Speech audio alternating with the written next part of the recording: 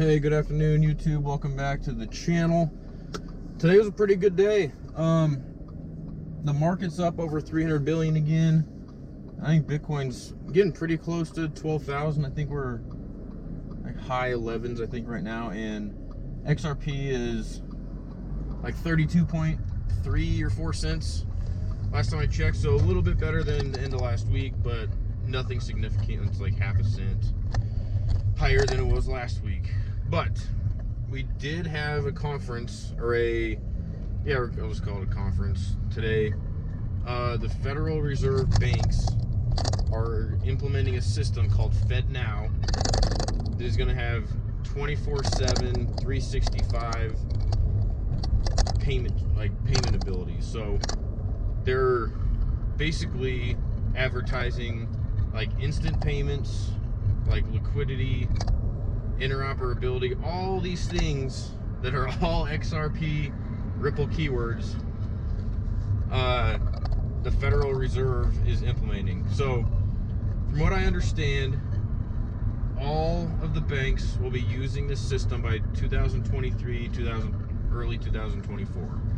But they're going to start implementing it next year, 2020.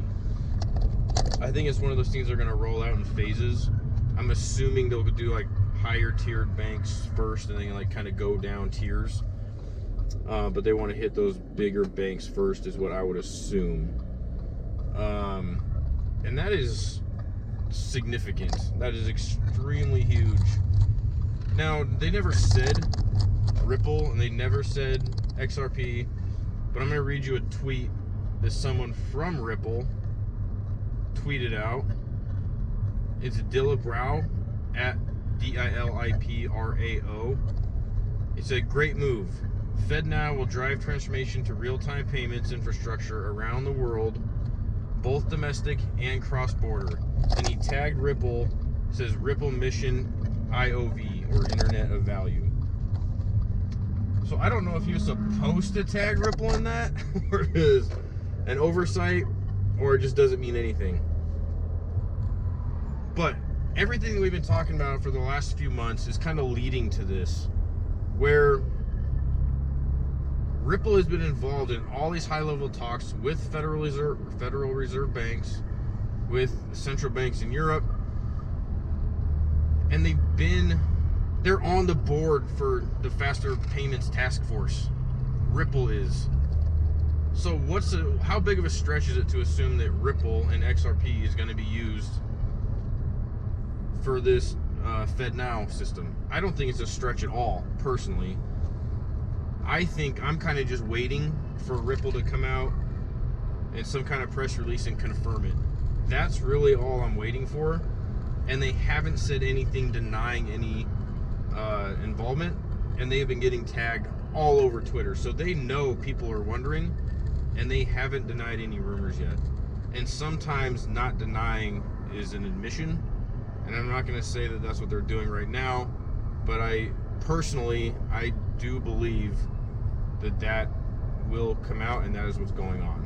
And whether you believe in it or not, Cryptalk also mentioned that this was one of the things, like this is one of the partnerships that he was talking about, so we'll see how that plays out. But I'm really looking forward to watching the news and just like kind of paying attention to see what shakes out from this, but I think it's going to be huge. And the other thing I want to do today before we go is I'm going to drop a link to a video that Sam I Am to the Lifeboats posted a couple days ago, and it is about the significance of MoneyGram. And I'm not going to do the disservice to him of trying to explain all the intricacies and detail that he went into. It's about a 20-minute video, but I would recommend checking it out. It really highlights how MoneyGram is going to change payment systems and how MoneyGram is going to be able to profit off of what they're using with Ripple and XRP. So even though their fees are lower, it's basically creating multiple income streams for them. And as soon as I watched that video, now this is just me, but I went out and bought a couple $100 worth of MoneyGram stock, because MoneyGram's previous all-time high was like $270 something, and I bought it at like $2.80. So I'm just gonna hold on to that for a little bit and see if it does anything, because who knows, their next quarter like report on profit could be an absolute game changer.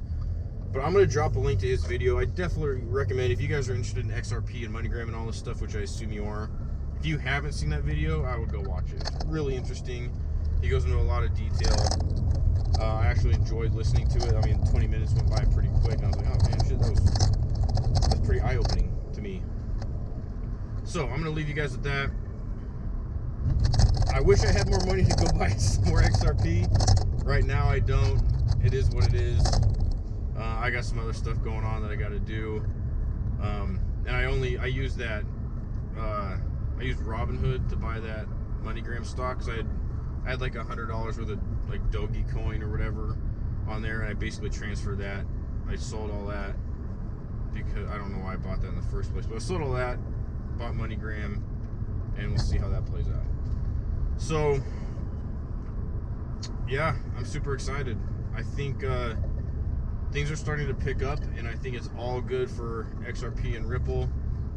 I think people are going to have a very hard time being XRP haters pretty soon.